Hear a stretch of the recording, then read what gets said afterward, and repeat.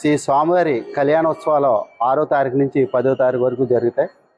ఈ కళ్యాణోత్సవాలకి భక్తులకు దర్శనార్థం వచ్చి భక్తులకి ఏ విధమైన అసౌకర్యం కలగకుండా వీరికి మేము క్యూ లైన్లు ఏర్పాటు చేసాము. ఆ క్యూ లైన్ ద్వారా వచ్చి శ్రీ స్వామివారిని దర్శించుకుంటారు. దర్శనానంతరం వారికి ఉచిత ప్రసాదం ఏర్పాటు చేయడం జరిగింది. భక్తులకు వాటర్ ప్యాకెట్లు, క్యూ లైన్లో వచ్చిన భక్తులకి వాళ్ళకి వాటర్ ప్యాకెట్లు, మజ్జిగ, పాలు కూడా భక్తుల సహకారంతో వారికి ఏర్పాటు చేయడం జరిగింది. అలాగే అన్నదానం కూడా వచ్చిన సిబ్బందికి శివరాత్రి రోజునేమో ఇక్కడ లోకల్గా వచ్చిన భక్తులకి కూడా అన్నదానం ఏర్పాటు చేయడం జరిగింది. శివరాత్రి కళ్యాణ మహోత్సవాలకి ఆర్డీఓ గారి అధ్యక్ష కోఆర్డినేషన్ సమీక్ష సమావేశం వివిధ శాఖలతో 8 డిపార్ట్మెంట్ శాఖల అధికారులతోటి సమీక్ష సమావేశం నిర్వహించుకోవడం మొన్న 27వ తారీఖున జరిగింది. రేపు మా ఆర్డీఓ గారు వచ్చి ఫిజికల్గా కూడా పర్యవేక్షణ చేస్తానన్నారు. 8 డిపార్ట్మెంట్లు అంటే హెల్త్ డిపార్ట్మెంట్ ఏమో మెడికల్ క్యాంపు ఏర్పాటు చేస్తారు. అలాగే ఎలక్ట్రికల్ డిపార్ట్మెంటు ఏ విధమైన ఈ రథయాత్ర జరిగేటప్పుడు కానీ ఈ కరెంట్ వైర్లు అవి తప్పించి రథయాత్ర జరిగిన తర్వాత మళ్ళీ అవి పూర్తి చేయడం జరుగుతుంది.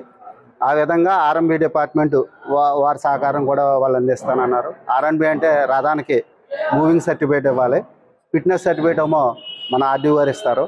అదేవిధంగా మున్సిపాలిటీ శాఖ వారు కూడా శానిటేషను అంటే ఆలయం బయట వైపు శానిటేషను, మొబైల్ టాయిలెట్ కూడా తాత్కాలికంగా ఏర్పాటు చేయడానికి చర్యలు తీసుకుంటున్నారు. పోలీసు యంత్రాంగం కూడా ఏ విధమైన భక్తులకి అసౌకర్యం కలగకుండా వాళ్ళు బందోబస్తు ఇస్తానని చెప్పి స్వచ్ఛంద సంస్థల ద్వారా వాలంటీర్ కాలేజీల నుంచి కానీ ఎన్సీసీ స్టూడెంట్స్ కానీ వీళ్ళంతా కూడా మనకి వాళ్ళు సేవలు అందించడానికి ఆల్రెడీ వాళ్ళకి పంపించాం. వాళ్ళు కూడా సేవలు అందిస్తారని కోరుకుంటున్నాం.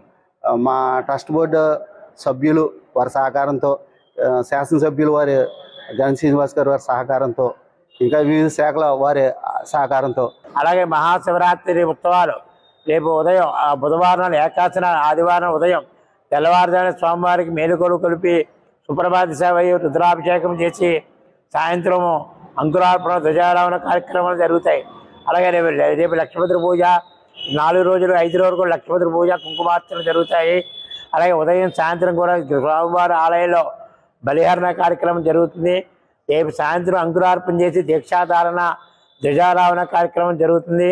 అలాగే మొన్నాడు 2వ రోజు నాడు 9వ తారీఖు స్వామివారి గ్రామోత్సవం జరుగుతుంది.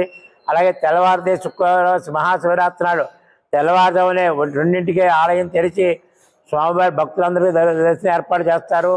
అలాగే సాయంత్రం స్వామివారి లింగోత్సవాలలో మహన్యాసపూర్వంగా మహారుద్రాభిషేకము, అలాగే మహానైవేదన, స్వామి ప్రత్యేక అలంకారము, అలాగే కుమారస్వామికి నైవేదన, జనార్దన స్వామికి, ఆంజనేయ స్వామి నవగ్రహాలు, సుబ్రహ్మణ్య స్వామి ఆలయాలు కూడా నైవేద్యాలు జరుగుతాయి.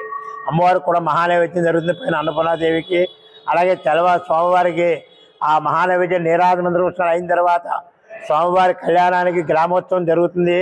కళ్యాణానికి ముందు గ్రామోత్సవం జరిగిన తర్వాత తెల్లవారుజాము 4:30కి స్వామివారి ఆలయంలో తెల్లవారుజాము స్వామివారికి కళ్యాణం జరుగుతుంది. మన అలాగే దేవస్థానం కార్యనిర్వాహాధికారి గారు మన స్థానిక ఎమ్మెల్యే గంగి శ్రీనివాస్ దంపతులచే స్వామివారి పట్టు వస్త్రాలు, ముత్యాల తలంబ్రాలు సమర్పిస్తారు. అనంతరం కళ్యాణ అనంతరం కూడా తెల్లవారుజాము మళ్ళీ బ్రాహ్మణులచే స్వామివారికి నందివారం గ్రామోత్సవం జరుగుతుంది. అలాగే మళ్ళీ మధ్యాహ్నం 4:30కి రథోత్సవం జరుగుతుంది. అమ్మవారు పుట్టింటికి వెళ్తుంది. అలాగే ఆదివారం నాడు పొద్దున కూడా అమ్మవారు ఒడిగంటి బియ్యం కట్టి రథోత్సవం జరుగుతుంది. అనంతరం పూర్ణావతి చక్రస్థానం వసంతోత్సవం జరుగుతుంది. అలాగే సాయంత్రం స్వామివారికి పుష్పోత్సవం జరుగుతుంది.